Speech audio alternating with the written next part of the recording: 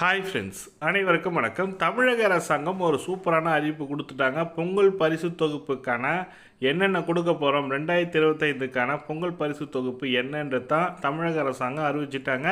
அதற்கான அறிவிப்பை சுற்றறிக்கையாக கொடுத்துட்டாங்க. எவ்வளோ கொடுக்க போகிறாங்க என்னென்னது டீட்டெயிலாக பார்க்க போகிறீங்க. வீடியோ ஸ்கிப் பண்ணாமல் கடைசி வரைக்கும் பாருங்கள். வீடியோ பிடிச்சிருந்தால் லைக் பண்ணுங்கள், கூடிய சப்ஸ்கிரைப் பண்ணுங்கள். வாங்க வீடியோக்குள்ளே போகலாம். பொங்கல் பண்டிகையை முன்னிட்டு அனைத்து குடும்ப அட்டைதாரர்களுக்கும் பொங்கல் பரிசு தொகுப்பு அறிவிப்பு சொல்லி கொடுத்துருக்காங்க. என்னென்னு பார்த்தீங்கன்னாக்கா, சென்னையில் பார்த்தீங்கன்னாக்கா பொங்கல் பண்டிகையை முன்னிட்டு அனைத்து அரிசி குடும்ப அட்டைதாரர்களுக்கும் பொங்கல் பரிசு தொகுப்பு அறிவிக்கப்பட்டுள்ளது. இது தொடர்பாக தமிழ்நாடு அரசு வெளியிட்டுள்ள அறிக்கையில், தமிழர்களின் பழம்பெரும் பாரம்பரியத்தையும் பண்பாட்டையும் பரிசீலித்து விழாவாக பொங்கல் பண்டிகை தமிழ்நாட்டில் சிறப்பாக கொண்டாடப்பட்டு வருகிறது.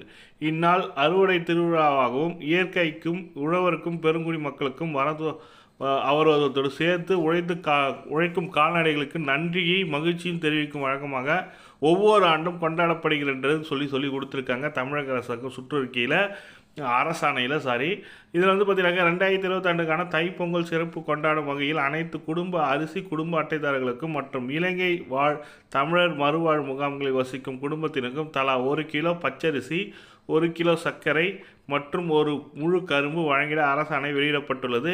இதன் மூலம் 2,20,94,585 அரிசி குடும்ப அட்டைதாரர்கள் இலங்கை தமிழர் மறுவாழ் முகாமில் வசிக்கும் குடும்பத்தினர் பயன்பெறுவார்கள். இதனால் அரசுக்கு 249.76 கோடி செலவு ஏற்படும் என சொல்லியிருக்காங்க.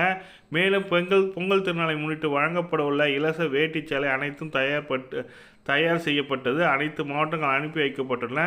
பொங்கல் பரிசு தொகுப்புடன் இவற்றையும் சேர்த்து வழங்குவதற்கு தேவையான நடவடிக்கை மேற்கொள்ளப்பட்டு வருகிறது சொல்லி கொடுத்துருக்காங்க.